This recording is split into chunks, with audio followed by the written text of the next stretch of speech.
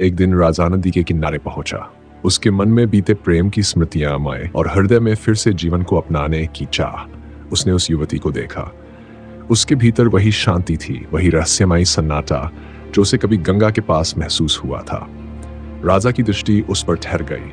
उसे लगा जैसे नदी की लहरों ने फिर से किसी कथा का द्वार खोल दिया हो। युवती ने राजा को देखा और उसके भीतर एक अनजानी हलचल जाग उठी।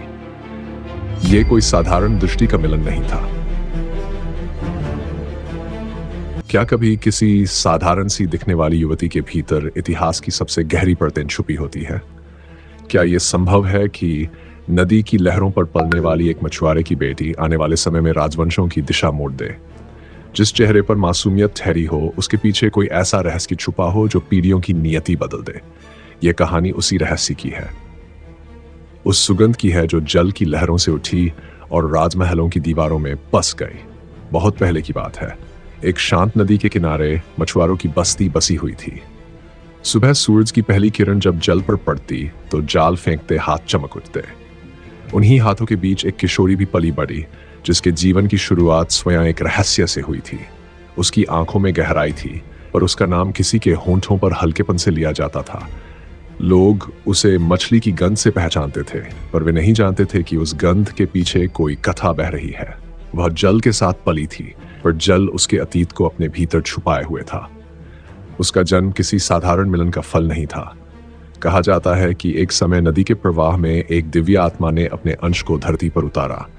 उस अंश को एक मछली ने अपने भीतर आश्रय दिया। वही मछली आगे चलकर एक मछुआरे के जाल में फंसी। जब जाल खींचा गया तो उसके भीतर से एक कन्या का जीवन उजागर हुआ। उस क्षण मछुआरे की आंखों में विस्मय उतर आया। उसने उस कन्या को अपने हृदय के पास रखा, पर उसके भीतर यह भय भी पलता रहा कि यह जीवन किसी साधारण नियम से नहीं जन्मा है। उस कन्या की उत्पत्ति में कोई अनदेखा विधान छुपा हुआ था। मछुआरे ने उसे बेटी की तरह पाला, उसे भोजन दिया, काम सिखाया और नदी की लहरों के साथ जीना सिखाया। पर उस किशोरी के भीतर हमेशा एक अजीब सी बेचैनी रहती। जब भी वह पानी के किनारे बैठती, उसे लगता जैसे जल उसे कुछ कहना चाहता है, जैसे उसकी स्मृति में कोई धुंधला सा चित्र तैर रहा हो जिसे वह पकड़ नहीं पा रही हो। लोग उसे देखते, पढ़ते और कहते कि उसके चेहरे पर कुछ अलग है। उसकी आंखों में साधारण बालिकाओं जैसी चंचलता नहीं थी। वहां एक स्थिरता थी, एक ऐसी प्रतीक्षा, मानो वह अपने ही जीवन के रहस्य के खुलने की प्रतीक्षा कर रही हो। समय बीतता गया। किशोरी युवती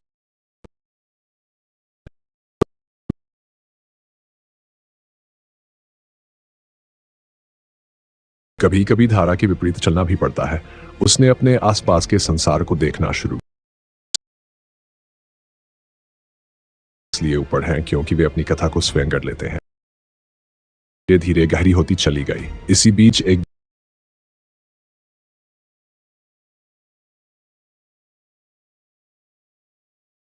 उसने उस युवती को देखा। माई सन्नाटा जो उसे कभी गंगा के पास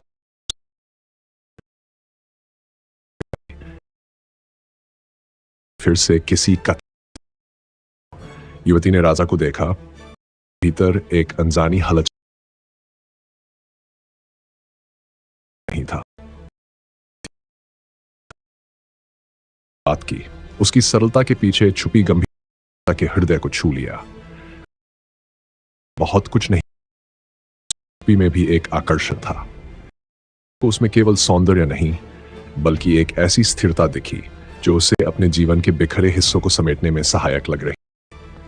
पर युवती का जीवन उसके अपने निर्णयों से नहीं चलता था। उसके ऊपर एक पिता की छाया थी जो उसके भविष्य को अपने डर और अपनी चाह के बीच तौलता था।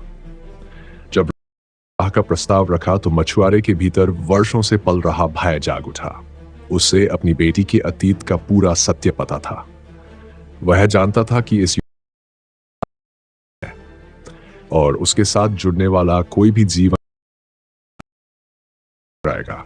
उसने राजा के सामने उसने कहा कि उसकी पुत्री का पुत्र ही आगे चलकर सिंहासन पर बैठेगा। यह शर्त केवल अधिकार की मांग नहीं थी, यह अपने भीतर के डर को सुरक्षा में बदलने की एक कोशिश थी। वह नहीं चाहता था कि उसकी बेटी राजमहल में एक परछाई बनकर रह जाए। राजा के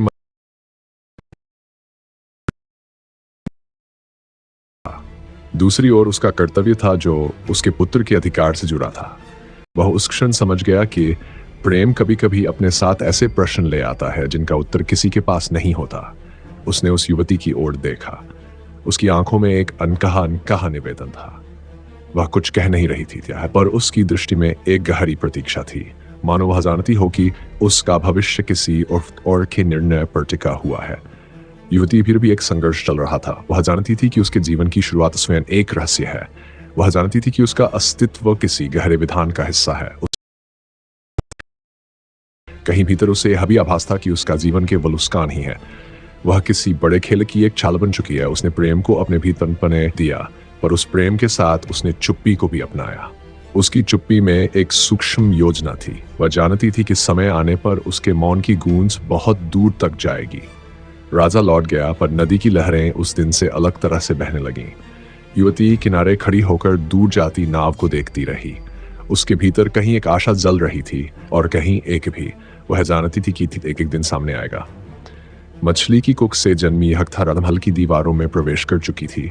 उसके साथ समुद्र की गहराई और नदी की धारा दोनों का रहस्य जुड़ा हुआ था। उस रात नदी की लहरों ने चुपचाप उसकी टखनों को छुआ। जल की ठंडक में उसे अपने जन्म की अनसुनी कहानी की परछाई महसूस हुई। उसे लगा जैसे कोई अदृश्य स्वर कर रहा हो कि उसका रहस्य अभी पूरा प्रकट नहीं हुआ है। उसके जीवन का सबसे बड़ा सत्य अभी पर्दे के पीछे है। वही सत्य आगे चलकर हस्तिनापुर की नींव हिला देगा। और जब वह सत्य उजागर होगा, तब केवल एक युवती का अतीत नहीं खुलेगा, बल्कि आने वाले महाभारत की दिशा भी बदल जाएगी।